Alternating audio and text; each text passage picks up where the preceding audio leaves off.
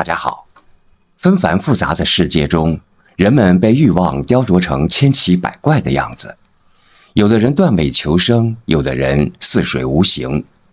历经千难万险之后，我们都希望此后种种遇到的都是真诚善良的好人，远离的都是虚伪狡诈的坏人。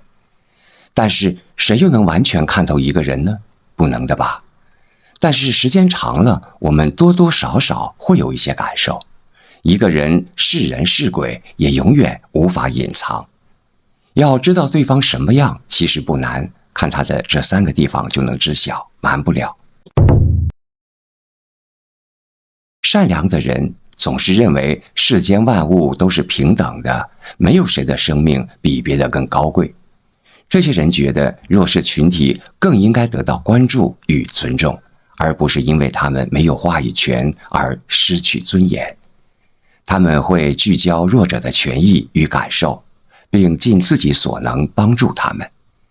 相反，虚与委蛇的人们缺乏同情与怜悯之心，才会信奉弱肉强食，在他们面前表现出极其傲慢和轻视的态度。然而，这些人的恶行还远不止于此，他们会压榨出可怜人的最后一点价值为自己所用，然后弃之如敝履，冷酷且残暴。相比之下，一个人是否善良，可以从他们如何对待弱势群体看出来，而且非常准确。积轻积重是当今社会的现实，很多人唾弃，却也无法改变。这是一个物欲横流的时代，谁能抢占先机，就有更大的机会成为人上人。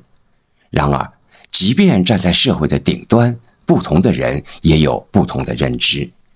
谦虚持重的人会正视自己的成就，用相对公开和理性的角度看待自己的成功，别人的失败。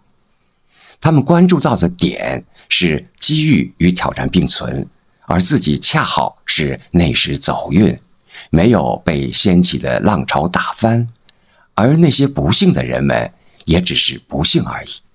相反，狂妄自大的人却觉得自己的成就就是能力使然，与时代变迁、社会红利、家庭背景都无关系。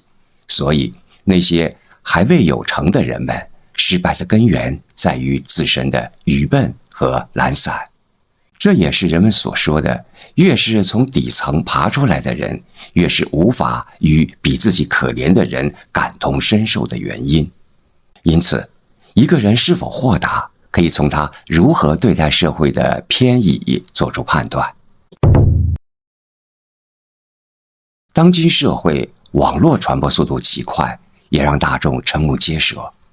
很多外表光鲜的人被爆出欺侮伴侣、漠视婚姻，他们在外表现得犹如谦谦君子般有礼有节，却在放下面具之后露出本性。